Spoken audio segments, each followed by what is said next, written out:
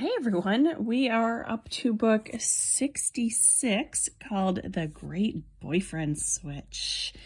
And honestly, this should be called The Young and the Restless Middle School. So, for whatever reason, this book is really small. It's like maybe 4 inches across and about 7 inches tall. It's significantly smaller than the other ones, and this is the only one I have of this size. So, I don't know if this was originally published in the UK or...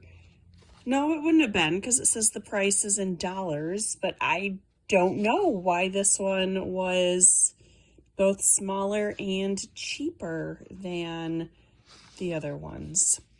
So on the front cover, this is the staircase in the Wakefield's house. All the girls are getting ready to go to a school dance. In the front, we have the twins.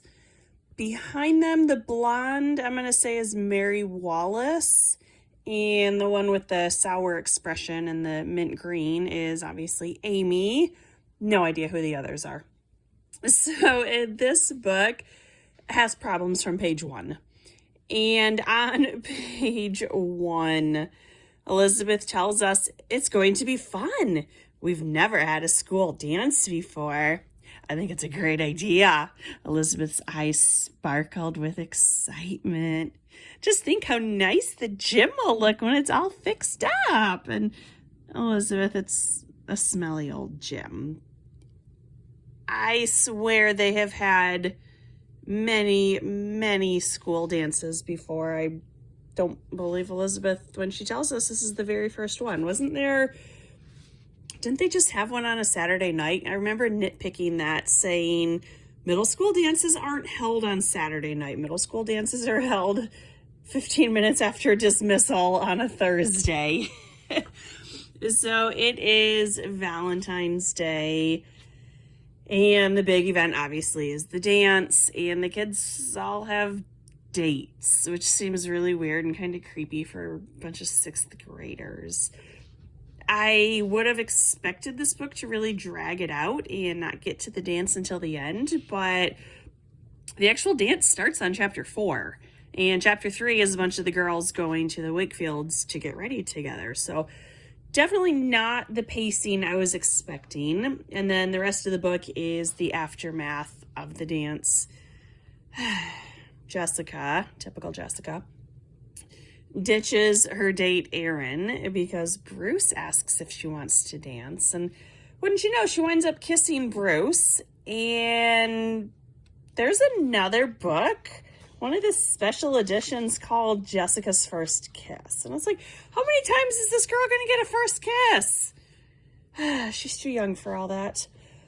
So, there's this other new girl, Veronica Brooks, who very, very briefly showed up in the last book, and I'm guessing she's never going to show up again, but she decides that she doesn't like Elizabeth, and I don't blame her, but I think really that she's jealous that Elizabeth gets the best grades and Elizabeth is dating or whatever Todd.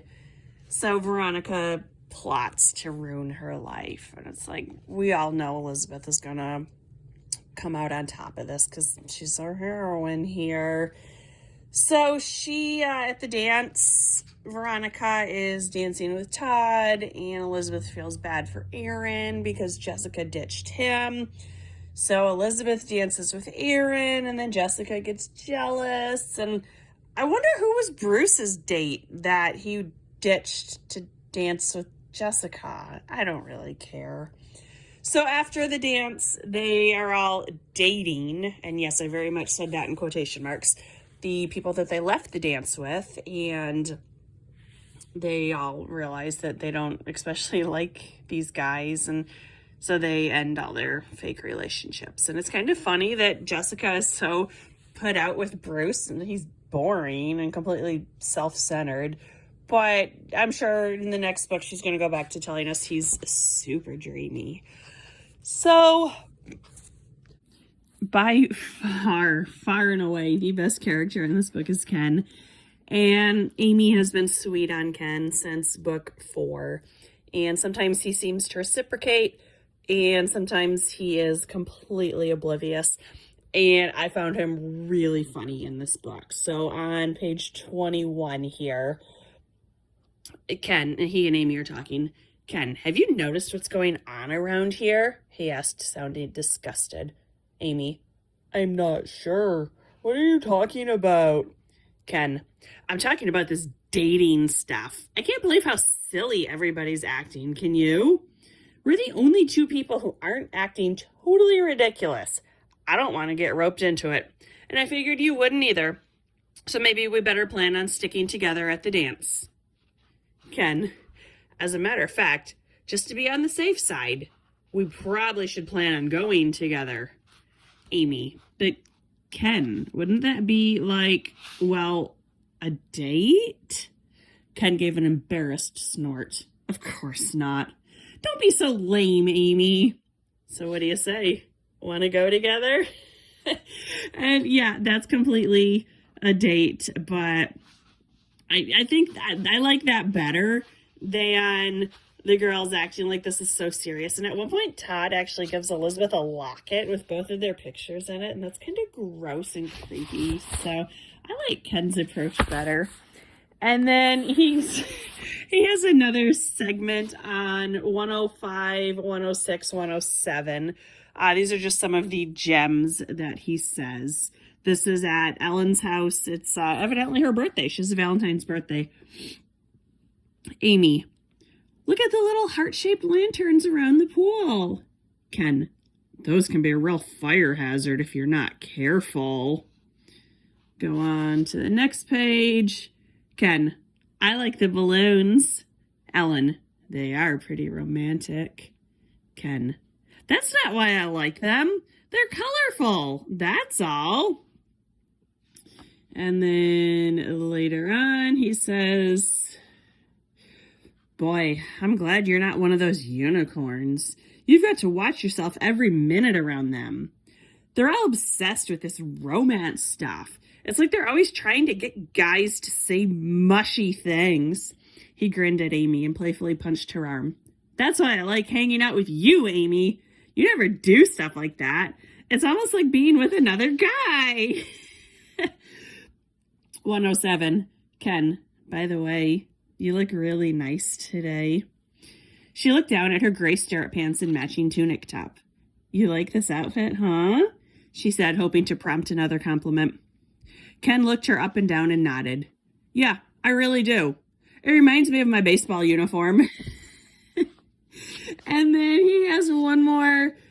This is on page 110. So this is just like the chapter that never ends with the Ken remarks. 109, he says, please don't be mad. I'm sorry I said the lanterns were a fire hazard. That was a stupid thing to say. Ken took her hand and squeezed it. No wonder you were mad. You're right. I was being completely dense. Amy's heart began to flutter. Maybe he really was beginning to understand. Ken, sometimes it takes a smart girl like you to straighten out a dumb guy like me.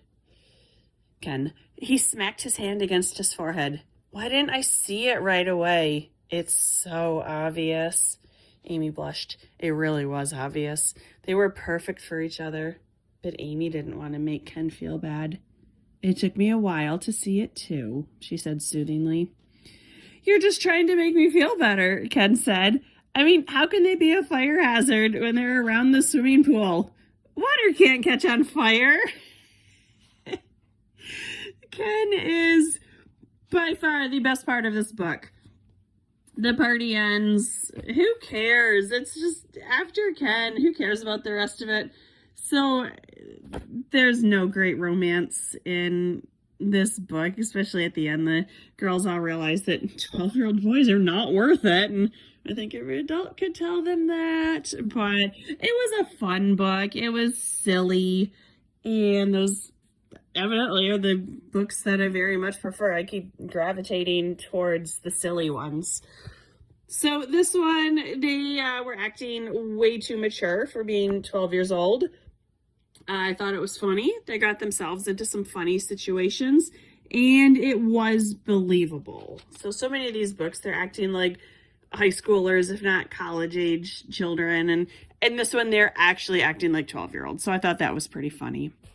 The next book, evidently Veronica comes back. The teaser, how will Veronica get her revenge? Oh, excuse me. Find out in Sweet Valley Twins and Friends. Number 67, Jessica the Thief.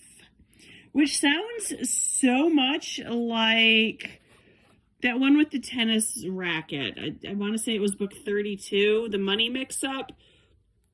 It was not 32, it was 39, same difference. It sounds like it's just going to be a rehash of that one, and then I'm guessing Veronica's going to disappear and come back in the high school series as Margot, the evil twin. So this one was funny. I did like it. I do recommend it.